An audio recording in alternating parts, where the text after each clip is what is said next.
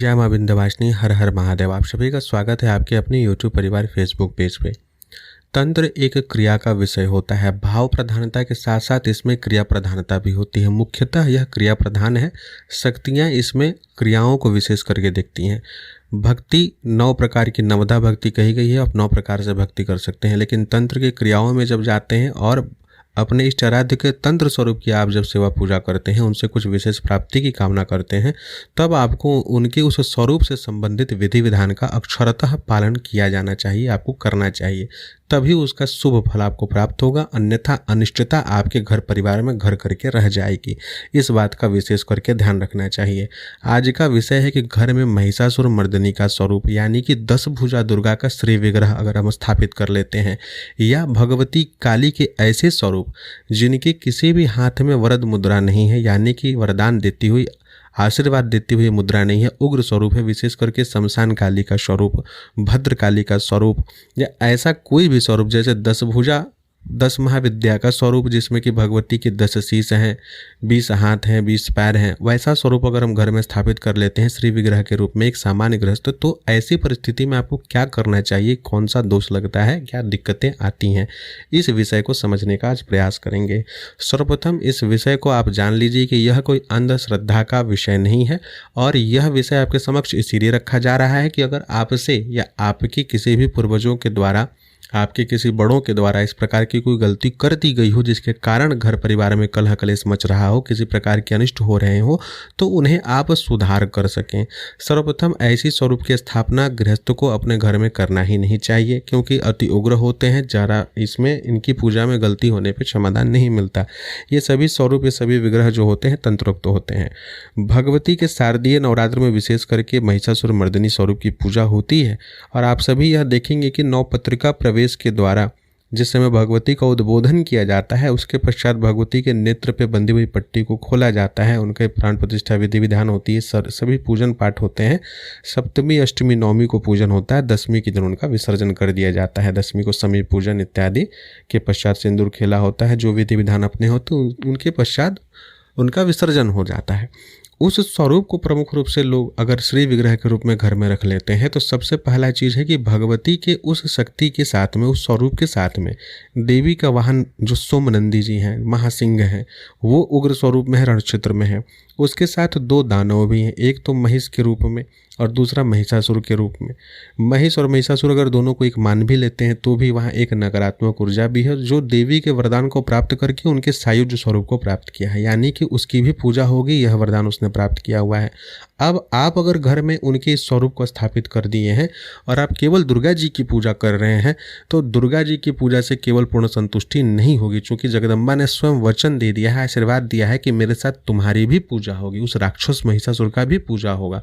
तो फिर भला आपका पूजा कहाँ फलित होगा। और यहाँ 2 प्रकार का श्राप लगेगा। एक तो कोप भाजन बनेंगे आप देवी का, दूसरा उस दैत्य की जो वहाँ पर उपस्थिति बनेगी उसके कारण आपके घर में नकारात्मक ऊर्जाओं का जो है कहीं ना कहीं क्षेत्र बढ़ता जाएगा, और भगवती भी कहीं इसमें आपकी सहयोग नहीं कर पाएंगी, क्योंकि यह पहले ही हम बोल चुके हैं कि यह भाव का विषय नहीं है, यह भक्ति का विषय नहीं है। आपको भक्ति भाव करना है तो अष्टभुजा दुर्गा जगदम्बा के अन्य वो स्वरूप जो कि सौम्य है, उस स्वरूप की स्थापना करके आपको पूजा विधि करनी चाहिए। यह तंत्र प्रधान विषय है, क्रिया प्रधान विषय है। तो आप अगर घर में इस प्रकार की स्थापना करते हैं, तो इसके लिए विधिवत या तो आप दीक्षित हो, 10 अक्षरी मंत्र इत्यादि आपको भगवती महिषासुर मर्दिनी का प्राप्त हो, आप उस मंत्र के द्वारा भगवती का षोडोपचार पंचोपचार जो भी पूजन होता हो आपके गुरु परंपरा में, वो आप करें। साथ ही उसमें 2 चीज़ बहुत विशेष होगा। प्रतिदिन जो है देवी के वाहन सिंह का बलिभोग और महिषासुर के लिए बलिभोग, इन दोनों को के लिए बलिभोग जरूर जाता है। साथ ही यहाँ पर अदृश्य रूप से अगर आप पूर्ण मंडल बनाएंगे तो विधान अलग हो जाएगा, लेकिन अदृश्य रूप से यह माना जाता है अगर केवल आप इनके भी विग्रह को रखे हैं, तो भी भगवती की 2 सहचरी, 2 योगिनियाँ अवश्य दोनों तरफ उपस्थित होती हैं। जगदम्बा महिषासुर मर्दिनी की दोनों ओर 2 नायिकाओं का रूप भी माना गया है उनको, और उनके उन दोनों रूपों के लिए भी प्रतिदिन जो है यथाशक्ति बलिभोग जाता है। बलिभोग का अर्थ वाम पद्धति से नहीं होता है। सामान्य बलिभोग में कम से कम आपको अगर सांकेतिक रूप से भी देना हो तो कम से कम 5 नींबू की बलि तो प्रतिदिन आपको देनी ही पड़ेगी सांकेतिक रूप से। यह तंत्र का विषय है। तो एक जो है सर्वप्रथम जो है भगवती के नाम से पहला बलि चला गया, शीश छेदन करेंगी वो जब महिषासुर का, तो पहला बलि भोग चला गया जगदम्बा महिषासुर मर्दनी के नाम से। दूसरा उनके वाहन सिंह सोमनंदी जी के नाम से। तीसरा उनकी जो योगिनी है, 2 नायिकाएं हैं, वो आपको गुरु परंपरा में उनके नाम प्राप्त होंगे, वो चीज़ सार्वजनिक नहीं किया जा सकता, उन दोनों कोई के नाम से। तो 4 यह हो गया और 5वां जो है महिषासुर के नाम से।